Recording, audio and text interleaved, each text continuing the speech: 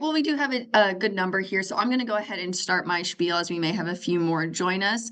So thank you for joining us for today's SBDC webinar with Kelly Gust of HR Full Circle. Just a few quick things before we get started.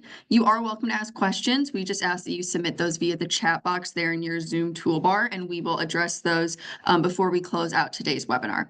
You will also receive a follow-up email later this afternoon with a link to the recording of today's session. So if you would like to revisit any of the information shared, you will have access to do that. And I'll make sure to share Kelly's website and everything in that as well, if you'd like to connect with her directly. Just a quick note too, if any of you are here for the City of Champaign grant program, if you could just ping me and let me know of your attendance so that I can make sure I get you the correct documentation for that, I would appreciate it. But otherwise, I will hand it over to Kelly and we can get started. Thank you so much. It's a pleasure to be here. Kelly Gust with HR Full Circle. We are based here in the Central Illinois area as well, so welcome to all of you. This session we're going to go through today, as you can see on the screen here, is part 4 of a 6-part leadership development series, and probably the 4th or 5th, I believe, Jordan, in the series we've been putting together here this spring. So today we're going to talk about onboarding, goal setting, and helping your new hires prioritize their work. HR Full Circle, as I mentioned, we are based here in Central Illinois in the Springfield area. A lot of the services we offer, a lot of new hire startup, HR technology, but also a lot of talent review services like performance review, succession planning, leader development. And I've helped build new hire orientation and onboarding programs in dozens of companies. And I've probably personally conducted new hire orientation and onboarding, gosh, I'm going to guess at least 1,000+ times in my career over various companies. So I've worked in a lot of roles where every Monday morning a new batch of new hires is coming on board. So a pleasure here to kind of share some of the just kind of structure and setup of this type of program. There's a lot that can go into new hire onboarding. And there are a lot of, there's no one single kind of right way to do it. So what I hope here to do today is just share some of the kind of structure and framework of some things to consider, help you prepare so that on that Monday morning or first day of payroll or whatever that start date is for your new hire, that you have a game plan and you're not kind of making it up fresh every time as you go along. I always like to say with small businesses and startups and business owners, you didn't probably get into your company because you like to do HR, unless you're an HR person, which I do like it. But you probably have some other, business. Maybe you're running a restaurant or you're running a repair shop or you're running an art studio. I mean, who knows? All the wonderful things that you're doing, you want to be out doing that and working on your strategy and your long-term plan, not spending your valuable CEO and business leader time doing some of these same processes over and over. So I like to help you kind of set that structure and that framework so you can do it well every time without having to reinvent the wheel. All right, with that context here, as I mentioned, this is kind of a 4th or 5th in a series we've been doing. I do have a separate session on creating HR structure and tools and templates. So we're kind of jumping in here kind of in the middle with your onboarding program. This webinar sort of assumes you already have, hopefully, some kind of job description or job advertisement. You've done some good, thorough recruiting, and you've really designed some thoughtful interview questions to help select the right person for the role. Onboarding can only go so far if you brought the wrong person in against the wrong criteria. You don't really know what you're even looking for hiring.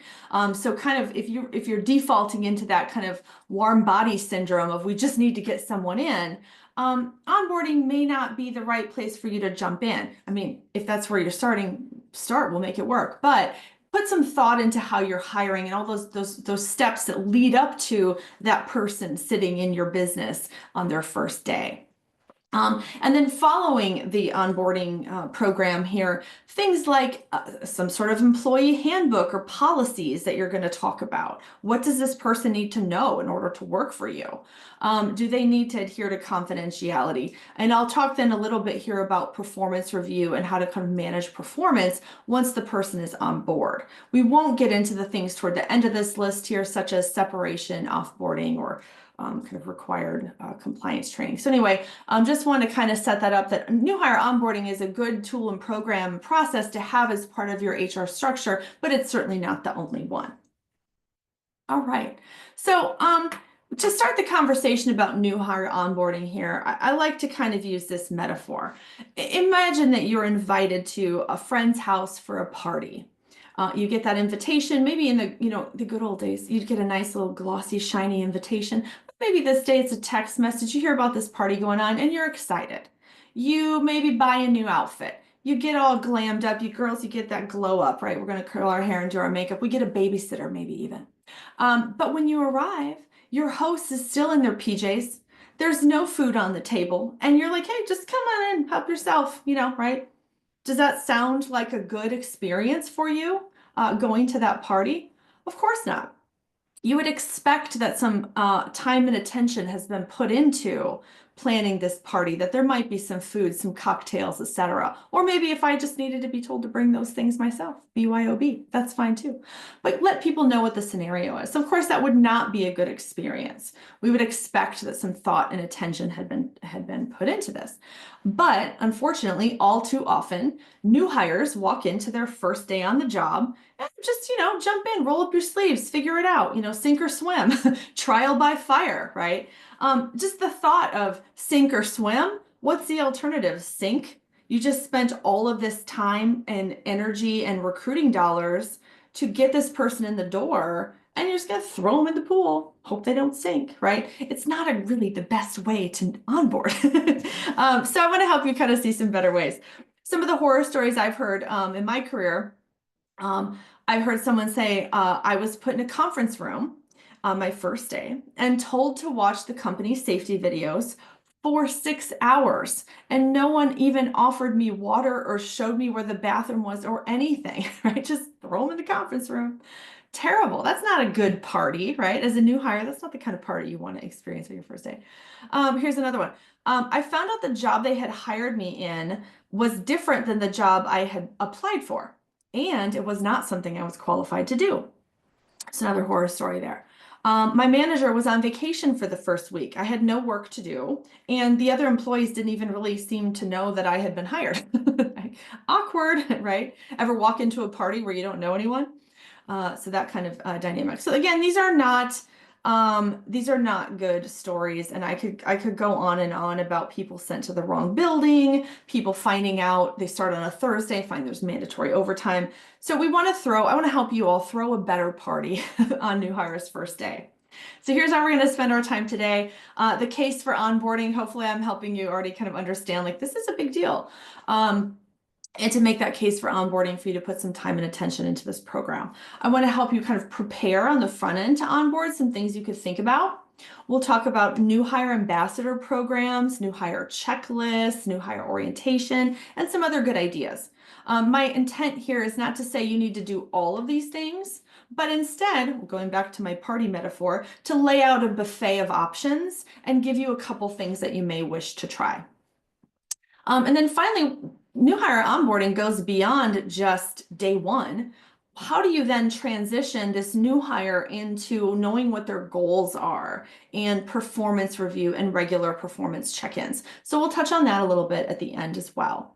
And again, as Jordan said here, questions are welcome. I've done this a lot, so it kind of comes naturally to me to talk about it. But if you're not understanding a word or a concept or anything like that, if you have questions or other ideas, by all means, put those in the chat and we will address that. All right, let's move here. So new hire onboarding is a very unique opportunity. When an employee joins your organization, they are a sponge for every belief that you wish to instill. Now, they're coming in excited. They've got the, and again, I'm not naive enough to think every employee feels this way. Some are walking in thinking, thank God I have a job. And they're not going to necessarily put their best foot forward, and that's fair. But for the most part, new hires, when they enter your organization, they're excited about their job. They've probably told their friends they have a new job. They might have, I think about, telling my mom exciting news, right? Hey, Mom, I'm starting a new job today. They are a sponge for the things that you wish to plug in. You've got this sort of honeymoon period, right? They're open-minded. They're generally willing to believe what you're going to tell them, and they're not yet influenced by other influences within your organization. So it's kind of a clean slate. And you've got about 2-week window there of that honeymoon period where that good first impression and helping them get off on the right foot is going to really help them become stickier in your business and improve retention. New hire onboarding, unfortunately, I do a lot of work with recruiting and even some partners and staffing agencies, things like that. 91% of new hires are having second thoughts about their new jobs, right? They're thinking about quitting within their first month. And in this job market right now, we're seeing new hire turnover rates as high as 28% in the first month. What a colossal waste of resources, right? You spent all this time hiring this person. So again, getting it right and improving your batting average here is going to make a huge difference in your business. So lots of people are having that buyer's remorse. I mean, again, think of how many times you might have walked into a room full of strangers and second guessed whether or not you belong there. Is this the party for me? Is this a place I belong? Are these people going to accept me? Or are they going to make fun of me, right? So you want to help your new hires, again, feel that they belong in your organization, that they can reach their potential, that they are special, and that you value their contributions. So again, you put yourself in their shoes. They're walking around going, is this a place where I belong, right? So help them feel that sense of belonging. You want them to feel like they finally found that place where they can belong. So thinking about how to make that experience better. And I think a lot of businesses and a lot of supervisors, especially first-time supervisors and new business owners, think that this people stuff is a distraction from the job. And I just question your thinking on that because it's a core part of the job. The job responsibilities of a supervisor or manager or business owner include hiring and onboarding, performance management, coaching, and feedback, right? It's part of the job. A lot of first-time supervisors, they're out there, making widgets or whatever it is that they do. They get promoted to supervisor and they have to learn these sort of people parts of their new job description. So just kind of keep that in mind. If your people are your product, then this is a core part of your business. If you're out there in a service-based industry, your people are your product and you have to kind of take this stuff real seriously. All right, so there's a lot of words on this slide here. This was a case study I did with a client recently. They had a job called assembly specialist. This is a manufacturing line worker putting power plant and electrical components together. So assembly line worker, basically, right? So this job is going to be more independent than collaborative. It's going to be more task focused than people focused. It's going to be repetitive and require a lot of attention to detail. This isn't the type of job where you could say, oh, just roll up your sleeves, grab some wires, grab some components, hands-on, figure it out, trial by fire, right? There could actually be a fire. It's electrical components. So in this case, we worked through, who are you bringing into this position? How are you hiring for this role? And then we built some onboarding that did, of course, and I'll talk more about this later, introduce this new hire to their coworkers and things like that, but also allowed them to work in the way that the job was going to require, to feed that need to be independent, task-focused, repetitive, and very detail-oriented. This company, we helped them build out some detailed SOPs, some training manuals, some training videos to kind of show them how to do things the correct way, and allow them to onboard in a way that met how they're going to work, right? If this were a sales leader position, I might have a more people focus. I might model for them how to engage with people in the role. I might help them show what my criteria are for doing projects, right? So you have to kind of adapt your new hire to fit the position as well. You want to have a new hire process that matches the responsibilities of the role. So some of the other goals of new hire onboarding, obviously, as I mentioned, you want to reinforce with this new hire that they made the right choice by coming to work for you. It should feel special. They should see that this is somewhere that they can belong. You want to help connect them to colleagues and coworkers, help them fit in and feel like part of the team, right? We value you. I had a client not too long ago that was struggling with a lot of turnover, And the CEO said, there's about 25, 30 people in this company. They said, our turnover has been so high, I don't even bother learning people's names until they've been here 3 weeks. And I was like, oh gosh, imagine if they had a great first day, they would want to come back the second and third and fourth day, right? It's like having a bad first date. You don't want to go on a second one, right? Have a great first day. You'll have a second great first day. Great second day. There we go. Other goals of onboarding is not all fun and games. You actually want to ramp up the person's time to full performance. We want them to succeed for their own benefit and for the benefit of the company. So you don't, if it's going to take, 6 months for them to get fully proficient in the job, can you train them better? Can you provide more tools and resources that might help them get up to full proficiency sooner? Maybe 2, 3, 4 months in the job, right? You want to ramp up their time to full performance. You want to get your ROI on this investment. So that's obviously a key kind of business goal of onboarding. And then here's another one here. You want to make sure that their results are aligned to your expectations by giving them training, feedback, correction, course correction, things like that. So any other goals there that you would have for your onboarding, I would certainly love to hear them, but those are 4 that I usually find that when I talk with clients, we want people to feel special, want to feel part of the team, get them performing, and if they get a little off track, we want them to get corrected very quickly. All right, let's see. Get to the next slide here. Come on, there we go. So really having a plan here is what key outcome of this session here. And I'll go into some more detailed plans here in a minute, but thinking through learning styles. Some people learn by reading. Some are gonna want to ask questions or talk about it. Some will want to just dive in and get their hands dirty. Some will learn by watching others do it. So talking through that up front and just say, hey, how do you like to be trained? And having a little something there that you can offer to meet those needs. I had another client recently who said, this person's asking too many questions. They don't get it. Like, well, that's actually how they learn, is by kind of talking it through and letting the brain and the mouth kind of get connected at the same time. Other people need that quiet time to just say, hold on, let me read these instructions, right? So talking through that and just having a conversation about that can be really helpful. As a business owner or leader, in the middle of the screen here, who can help you? This doesn't always have to follow on you. Do you have a high performing team member who could take someone under their wing? And I'll talk a little bit more here in a minute about the new hire ambassador program. And then finally, the other thing that really helps new hires is just a lot of two-way dialogue or one-on-ones.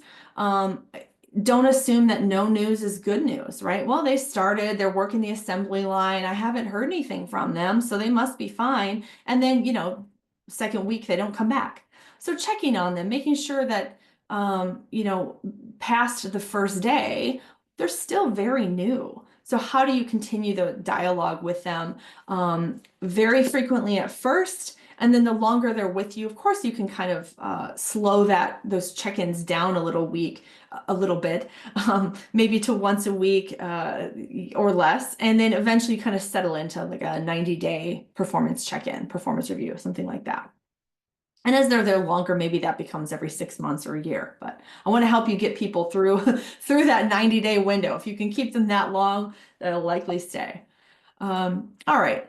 So here's kind of a game plan here. You don't want to wait until, oh God, I got a new hire starting tomorrow, right? And that's Sunday. You're sitting home thinking, they're starting tomorrow. It's Monday. You want to be prepared ahead of time. So a great first day, just like a good party, usually doesn't happen on accident. You want to take the time to craft that plan in advance and have a checklist for yourself or your HR team, whoever that is, probably you, to have a game plan. So obviously, if you're running a background check, a drug screening, I've had a client who had their people go through a physical, whatever that is for your business needs, get that ball rolling, of course, a good 2 weeks before the start date. Confirm their work location, their position. If your company has multiple locations, again, I can't tell you how many times the new hire doesn't know where to go on their first day. So just making sure that they know where to go, what location they're going to be in. Making sure that your day is blocked and available for their new hire's first day. And if you can't physically be there, who else can be available to this new hire?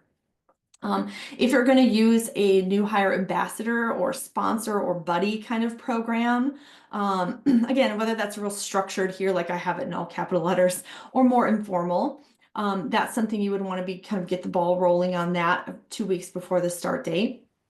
Do you have a new hire checklist?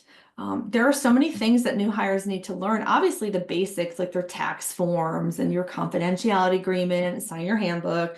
But there are things that your new hire probably won't encounter on their first day, or maybe even their first month or 3 months. So extending a nice checklist out that might cover some things that they're going to need to learn, again, at least to 90 days out, maybe even 6 months, right? If the fiscal year end isn't going to happen until 6 months from their start date, making sure that something like that, if they need to know about it or do anything differently, is included there. Employees who don't get to enroll maybe in your retirement plan for the first 6 months, putting that line item on the checklist so that they don't forget about it can be real helpful. And then finally, at least 2 weeks before your start date, do you have computer equipment, laptops, tools, PPE, logo, merchandise, business cards, anything like that? Have that on your personal to-do list and get that ball rolling a couple weeks before the start date. Again, all in the name of having them help a better first day is not going to happen on accident. You need to do the pre-work. And again, any questions about any of these things, for sure, feel free to jump in. So let's forward a little bit here to about 1 week before the start date. Again, just has anything changed? I know some of you are working in some fast-paced businesses and industries where we say, oh, boy, we hired this person to work at location A, but now we have a vacancy at location B. I wonder if they would go over there. So many employers will just slot that person in and oops, forgot to tell them about it. So just check your details, make sure nothing's changed. Are there training rooms, materials that need to be printed, organized, reserved? If you're going to delegate the onboarding responsibilities to an ambassador, a buddy, or a sponsor, does that person know what to do? Have you talked to them about it? And I'll sidebar on the ambassador program here more in a minute. Is there a safety trainer, another supervisor, other coworkers? Who else will this new hire need to meet on their first day or within their first week? Can you help set that up ahead of time? Facilitate that relationship building. Again, put yourself in the position of starting something new and feeling kind of lost, like where do I go? Who do I talk to? So you want to help them, again, facilitate those relationships. And make sure that everyone who's going to be involved in that new hire onboarding, knows their role and can help them be successful. So again, that's about 1 week before the start date. Sidebar on an ambassador program. A new hire ambassador program, you might call it a buddy or a sponsor, ambassador, all different names for kind of the same thing. But this is someone who's not the formal supervisor, but I guess it could be, but usually it's someone kind of a peer who is going to be helpful in showing this new hire around. I usually call these programs like the first friend at work, right? Who is going to be a peer that will help meet this person, walk through all the to-do list or checklist items, will kind of take this person under their wing. It's one thing to walk in a building new on your first day when they're expecting you. It's another thing on the second day when you're supposed to get there yourself, know where to clock in, know where to put your stuff, right? So the new hire ambassador, buddy, sponsor is there to say, hey, I'll meet you at the door tomorrow. We'll kind of walk in together. I'll show you what's up. So it takes that person under their wing. The ambassador will also perhaps help them understand their job responsibilities, kind of have their back, right? Are they doing things according to the safety checklist? Are they following the training? Are they getting everything done? Are they getting along with people? Someone to take you under your wing and say, hey, this is how we do it here, right? I got your back. It's meant to do that. And if there are any kind of warning signs that maybe the person isn't sure that they're fitting in or isn't doing things right or getting off on the wrong foot, the ambassador might ping the supervisor or HR and say, hey, I think maybe we need to offer a little more support to this person. So again, a buddy or a sponsor or an ambassador role might be helpful to you if you are the business owner and you're like, oh, I don't have time for all this. Delegate it to someone who can be a good role model and a good first friend for your new hires. And again, if questions about that program, for sure, let me know. But I have helped several clients kind of build out an ambassador program that might have some kind of terms and conditions and training for the ambassador so that they know their role, things like that. So if that's of interest, let me know.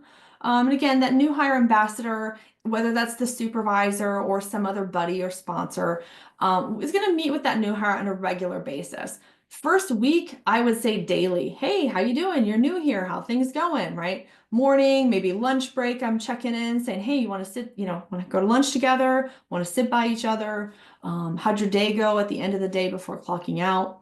And so the first week, kind of like a hypercare approach, right? If I'm the ambassador, I'm checking in with this new hire a couple times a day. Hey, how you doing? How's it going today? What are you working on? But as the new hire is there longer, weeks 2 through 4, I might back off a little, maybe every 2 or 3 days. And then up through the first 3 months, maybe once a week at least, right? Again, how's it going? Anything I can help you with? Can I give you some feedback on this task you're doing for the first time? What are you struggling with? How are people treating you? I'm checking in on those things and just making sure they're doing okay, right? Making sure they feel cared about, that they feel special, that they feel that they're part of the team. And again, that ambassador can serve as that role model. So again, kind of sidebar on that program there, but it's kind of to the point that the supervisor or the business owner doesn't have to do all these things himself. A new hire ambassador program is a great way to test, if you have a high potential employee, it's a good way to kind of test their ability to maybe, would they be a good supervisor someday? So giving your high potential employees tasks like this to do can help you assess whether or not you've got somebody in the pipeline there to be a supervisor. So it's a good program to have in place if you've never thought about before as a business owner or supervisor. It can save you a lot of work and still, again, create a process or a structure for your new hires that gets the job done, but you don't have to do it all yourself. All right, now it's Sunday night. New hire starts tomorrow. Maybe it's Friday. New hire starts on Monday, drum roll. What do you do the day before, right? Again, if you're throwing that party, I'm going to make sure the house is clean, the table's set, right? So it's that kind of thinking. Set up their workstation. Is the equipment there, organized, ready for use? Is there any kind of company merchandise? Can you give them a t-shirt or a hat or a cool coffee mug or a keychain? What do you have? So some company merchandise or safety gear or PPE, like personal protective equipment. Do they need that stuff? And if so, can you have it set out and organized for them? Are there things you need to print? Tax forms, documents, training materials, policy manuals. If you're not printing it, is it set up in your HR software system, or how are you going to get them access to these things? If you have HR, again, that might be HR's responsibility, but I would assume many of you don't. Just have those things organized, right? You don't want to, again, you don't want that person walking in and going, oh gosh, I forgot you were coming today, right? That just sends the message that they're not important and honestly that your business is disorganized, right? So taking the time to set this up does pay exponential dividends. They see that you took the effort. They see that this is important to you, and they'll give a little more back in return, usually. So, all right. Finally, the big day is here. It's their first day on the job. Somebody should be there to greet them, show them around, give them the tour. I know many businesses also have like, oh, we have to do the safety training. And sometimes that safety training is intense. I've seen full day safety trainings, and the reality is sometimes there are videos and you're just going to sit there and watch videos. And that is what it is, but that doesn't need to be the first thing that they do. Can you welcome them? Can you give them the tour? Can you introduce them to people? Can you have coffee together and chat for a little bit before you toss them in the conference room and have them watch other videos? You don't want them wondering, where do I park? Where's the bathroom? Where's the break room? Where do I put my coat or my bag, right? You want to make sure that, again, good hospitality is the mindset on day one. Core job duties, policies, and technology. Of course, you have to cover all those basics, but they also should get a chance to meet people, If you have a checklist, have a to-do list for their first day. Help them feel accomplished. And if you are using an ambassador or buddy type of role, involve that person obviously in the first day. So, and then beyond this, I would say, sky's the limit. I have seen, we take new hires out to lunch on their first day. I have seen kind of more elaborate desk or workspace setups on the first day. I've seen fun kind of getting to know you activities on the first day. So sky's the limit, but fun and shenanigans are kind of nice, but sometimes can go over the top. So just basic good hospitality here is what I'm talking about, right? Show them around, answer their questions. And then if they do have some admittedly boring paperwork and safety training to do, it's okay to put them in that conference room and let them get, complete those must-do items, but it doesn't need to be the first thing that you do when they walk in the door, right? Snooze fest. That's not the kind of party I want to go to. Yawn, right? All right. First day. Some organizations also will do a more formal new hire orientation. And there's the to-do items on your first day, but I think also when I think orientation, I'm thinking something a little more formal, more of a training session, often kind of classroom or maybe virtual classroom. But we're going to talk about things like the company history, core values. Do we have multiple locations? Is there an org chart? And the difference there is that a new hire day one, you've got all these kind of must-do items, but the orientation is a little bit more about values and getting them excited about being part of something special, right? Like, who are your customers? What's your mission? What's your vision? What are your values? Again, going back to that mindset that you have about a 2-week window here to pour all of that good information in where they're going to be a sponge for it. Once they've worked there for 2 years and they've gotten to know your company, you might try to instill core values and they're going, that's not how we do it here, right? So the honeymoon's kind of over. So you don't want to wait too long. But take advantage of that window to share information about history, values, locations, etc. When I think orientation, I'm also usually thinking a little bit about some element of fun. I'll use that word loosely because people have different definitions of fun, but some element of fun and some kind of getting to know you activities where you can get to know the new hire, they get to know the company or their coworkers a little bit better. Doesn't have to be done on their first day, sometime within the first month, maybe 3 months at the most. But again, kind of a just extra nice touch. Again, you'd be amazed at the clients that I work with that I was doing a leadership session recently, and a gentleman who had worked at a particular company for about 20 years had no idea who some of their customers were, and that he could drive through Illinois and go, oh yeah, that's our product, that's our product, that's our product. No clue. So just some of that big picture stuff makes your employees feel a little bit more kind of proud of where they work. They know how to navigate your culture and what behaviors are expected. So if you don't have a new hire orientation program, that can be a nice add-on. Okay. A supervisor's role in new hire onboarding. Again, the supervisor might also be the new hire buddy or sponsor, but sometimes it is a separate role. And so I'll kind of address it. And this kind of applies regardless, but supervisors are there to, if there is a buddy or an ambassador, the sponsor is there to help set that up, support that program, make sure it's to be done correctly and successfully. And if you are the supervisor doing the onboarding, well, then it's your role to kind of follow that checklist. Supervisors are responsible for communicating, answering questions about policies that might be operational kind of SOPs, it might be safety policies, it might be personnel policies. But don't assume that people are going to know what your dress code is or what your clock-in procedures are or what your call-out procedures are if they are going to be late or have to call out one day. So making sure that you're sharing that information proactively. You want to prevent those kind of those kind of faux pas, if you will, that the person just didn't know that what your policy was. So, and now they're embarrassed and it becomes awkward. So tell them up front. Supervisors are also responsible for performance management. So performance feedback, corrective action, right? If the first time a new hire does something, of course it might not be perfect. So a phrase as simple as, can I give you some feedback? can help them get back on the right track. So conducting kind of performance feedback, providing coaching and corrective action all falls under the supervisor's role. These are things that if you are using a buddy or a sponsor or ambassador, most of these would not be part of that person's role, right? A peer wouldn't be doing performance management or corrective action, even if that peer is responsible for onboarding.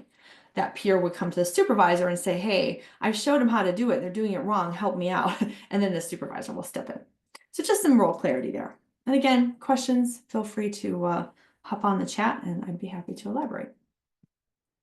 All right, so we covered first day. Now what happens? It's not over. A person's first day on the job is the start of their journey with you, not the end, right? Again, in working with companies that do a lot of hiring, people think, oh, we got them in the door, case closed, game over. Nope, that's the start of the journey. That's phase 2. You got them in the door. Now you actually have to get them to work and get your ROI. So, business, position, organizational needs change, just have a conversation about it. Continue to check in with your new hire regularly, training, feedback, early correction of anything that kind of gets off on the wrong foot. But people want to know, how will I be measured and evaluated? What's expected of me? How can I be successful here? And too often we leave new hires guessing. They're just kind of figuring it out, right? Sink or swim. Well, the sink part of that is you got somebody at the bottom of the pool, right? It's just not a good setup. You want them all swimming, right? So performance feedback, getting them to perform better, faster, give them more confidence. Again, ramping up that time to full performance and ROI of your investment in this new hire. Continue to get to know them, their hobbies, their interests outside of work, help them to make a first friend. Again, another client I had recently, the guys all like to go hunting. He's like, okay, well, Johnny likes to hunt. Here are the other guys. Maybe there's mountain biking, right? Oh, well, Sally likes to go mountain biking. Find those connections there. Making those quick connections and fostering that sense of belonging, having a friend at work or a best friend at work actually can improve retention by as much as 76%, right? It takes a lot in our life. Again, think about career changes in your own world. It's a lot of like disrupting the apple cart. When you have to change your benefits, your manager, and you lose a bunch of friends because you're changing jobs, right? If we like our manager, we're successful in our work, and we have friends at the place that we work, that's going to take a lot for me to want to leave. It's going to take a lot to lure me away if I'm your employee, right? So helping people to build those connections and fostering that sense of belonging can really help improve retention. They're going to second guess wanting to leave because they have so much invested in their place of work. Continue to follow, if you do have a written new hire checklist, continue to follow that through the first 90 days at least. And I really do like to do a 90-day performance check-in. Just, hey, let's sit down kind of more formally. Let's talk about how things are going. Let me give you some more formal feedback. Maybe you have a rating form or a performance review form would be the right time to sit down and talk about that. You don't want them there a whole year and then, supervisor comes in and goes, oh, you've been doing this wrong the whole time. Like, and those things happen. I've seen it. So all right, the person has gone through, let's kind of transition a little bit here into the kind of now what piece, right? They've been working for you for a while. They get past that kind of first day, first week, first month. How do we then kind of transition into more of a annual kind of goal setting, performance review? How do we know what their priorities are? So you've trained them on it, you've followed up on the task. Now you're kind of moving into like, all right, let's talk about what some of your goals are. That might be customer service standards, or it might be customers served per day. It might be sales goals or targets. It might be widgets produced or orders served. Whatever those goals are, again, don't leave them guessing. You want to sit down and say, hey, we've trained this, you're doing really good. Now let's talk about what this looks like going forward, right? I expect you to have 100 of these per week that we're going to do, right? Let them know what those goals are. So, getting them involved in the dialogue, your new hire involved in the dialogue, can make it more motivating. They're more personally committed to a goal that they have some involvement in, right? So if I'm I'll go back to my electrical components. If I'm assembling electrical components, I get trained on it. I get my feedback. I know I'm doing it right. And now my supervisor might sit down with me and say, okay, let's talk about how many of these is our expectation, right? How many do you see yourself being able to do in a week? Okay, now fast forward to 3 months from now when you're really good at it. What do you think we could set that goal at, right? Getting them involved in that dialogue really helps create that sense of motivation and commitment to that goal. Two components to goal setting that I always like to talk about. Oops, I clicked the wrong window here. So two components to goal setting that I like to talk about. One is kind of the bigger picture, longer term, right? We are going to manufacture 1,000 of these this calendar year. But a check-in is more kind of short term. What's going on this week? Are we on track? Do we need to make any adjustments? Is something getting in the way? So if I'm not trending toward the accomplishment of the 1,000 per year, how can I get some feedback and some correction? Am I doing something wrong? Are we missing some parts? Am I doing a step in the wrong order, right? So helping me to understand day to day how I'm going to contribute to that longer term goal, right? I'll never get to 1,000 per year if I'm only cranking out 1 or 2 a day, right? So just helping to them, a new employee to understand priorities and then how those can contribute to the longer term goal. So with goal setting, the concept of SMART goals here, if you have a performance review form or system or online tool, having it include these components, right? Does the person know what's required? Can it be measured or quantified in some way? Is it challenging? Is it relevant in terms of something that they actually can control or deliver? And when does it need to be completed by? Now, whether you fill out every element of SMART, I'm less concerned about personally, but I do like when the supervisor and the employee can sit down and say, let's talk about your goals. This many widgets by this amount of time, this many customers served per day, this level of customer feedback per transaction, right? I want 4 out of 5 star reviews. Whatever that is, having a conversation about it so that they know by the end of the year what results they're responsible for accomplishing. And then have a game plan for performance reviews. When will the person get reviewed? How often? What are they going to be measured on? Is there a form that has to be filled out, whether that's online or paper form? So again, those check-ins help make sure that by the end of the year, this person knows how they're going to be evaluated or made to feel successful.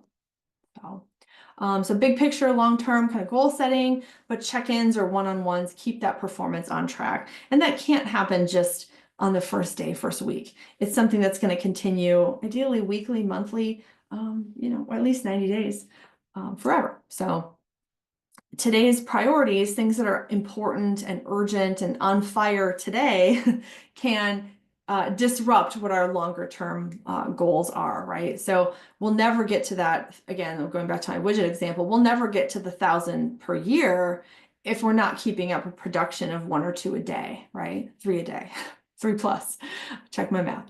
So, you want to make sure that the feedback that I'm getting on a daily basis is helping me work toward my longer term goals.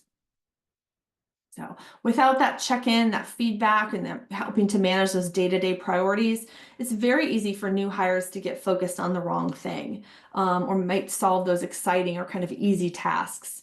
And those regular updates do help motivate your people, helps them stay focused and prioritized, helps you to understand who's getting it, right? And provides that forum for questions, answers, training, etc. I had another client recently who runs a small independent insurance agency, and they hired a new licensed producer, a new insurance agent. And this guy was great. He's very knowledgeable about insurance, and he knew how to set up a sales package, if you will, like a package of someone, they come wanting car insurance. He knew how to set that up, and homeowners and personal life insurance, whatever. But he didn't like answering the phone. And so he's really good at part of the job, very, very focused on putting together these kind of detailed packages, but was not focused on the customer service element. And so again, that new hire feedback, that corrective action to say, hey, it's really important that when the phone you ring, you pick it up. Oh, but I'm busy working on this great, package quote for this customer. well, you need to answer the phone when it rings. That's job number one. So just again, he didn't know, right? So giving people the feedback to help them understand what the expectation is and what's required. So a performance check-in might include a conversation like, hey, what have you been working on since the last time we've talked? What are your biggest accomplishments? What are some wins you've had? You can put this in your own words, but want to talk about something positive. Supervisor can share kind of what's going on. Are there new distractions, opportunities, interruptions, new business to talk about? What are the person's priorities? What are they working on? What's their goal? And is anything getting in their way? Do they need support, resources, training in order to achieve those goals? So, all right. And then as we kind of wrap up this section here, I would say it's very common as a business owner, you're going, oh my gosh, so many good ideas. How do I get this done? Your payroll provider a lot of times can have really good resources. So your ADP or your Bamboo or your Paylocity, Paycom, Paycor, they all want to help your business be successful. And a lot of payroll providers have really great resources for all kinds of HR stuff, whether it's recruiting, hiring, onboarding, interview, performance review, you name it. Obviously, your local SBDC is a great resource. SHRM.org is the Society for Human Resource Management. And for about $300 a year, you can get a membership and you can go on and grab policies and forms and tools and templates that are professionally designed and relatively reliable and valid, if you will. If you want the free option, a Google search or even some ChatGPT can be a good place to start. You could get yourself in a little hot water there, but do your research, find out. You can easily find tools and templates online as well. Your county EDC here, again, you obviously are aware of that resource. You wouldn't be sitting here today. Or if you do need to call in outside help, don't be afraid to call in an expert. Most businesses are very quick to call the lawyer, the accountant, the other kind of specialty services, but go, oh, I'll figure out the HR stuff. If people is your business, make sure you're doing it right. Invest the right time and resources to do that part of it at their highest level. All right, so just to kind of wrap up here again, if you have questions about anything, feel free to put those in the chat. We do have a couple minutes here. Just if you walk away with anything here, have some structure for these things that you have to do. You have to hire, you have to onboard, it has to go well, or you'll just always have this revolving door. But have some structure there so that there's more time for the things you want to do because you have a game plan for these things that you have to do. You don't want to be reinventing the wheel. You definitely don't want to be making it up as you go along. Have a game plan. You'll hit it more often than not. You'll be consistent more often than not. But with no plan, who knows? Anything could happen. You're going to throw a bad party. A little bit of formality in your hiring and onboarding process, some tools and templates, some written steps, a checklist, right? It communicates that this job is a big deal. It creates that sense that this person is important. They're engaged because they see you're engaged. If they walk in and you've kind of half-baked their onboarding plan, well, then expect half effort from your new hires, right? So you show them it's important, you're more likely to get that sense of respect and higher level of performance from them as well. So, and then finally, if there's no other reason here, good onboarding and performance feedback is just going to help them get better faster and speed up your ROI on those payroll dollars. So, all right. Any questions about our onboarding takeaways here? The chat has been quiet, Jordan. I don't see. It has been very quiet. Yeah. Oh, we have one. It says, what documents do you recommend we develop for new hires? Handbook, employment agreement, code of ethics, and question mark? Yeah, good question. And I am going to go all the way back to the beginning here. And I will put this on the screen. Give me 1 second. So here's kind of a starter list that I usually talk about.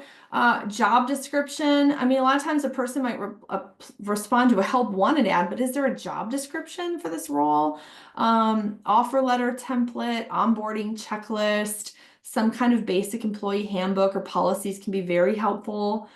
If your business deals with kind of proprietary information, a confidentiality agreement, or maybe even an NDA, and then have some kind of coaching or performance review, have something written down somewhere. This is how your performance will be managed. This is what the expectation is. So, and then hopefully it won't come to these last, you know, two of these last three here. Hopefully you won't need the termination or separation letter as often, and you won't need the offboarding checklist as well.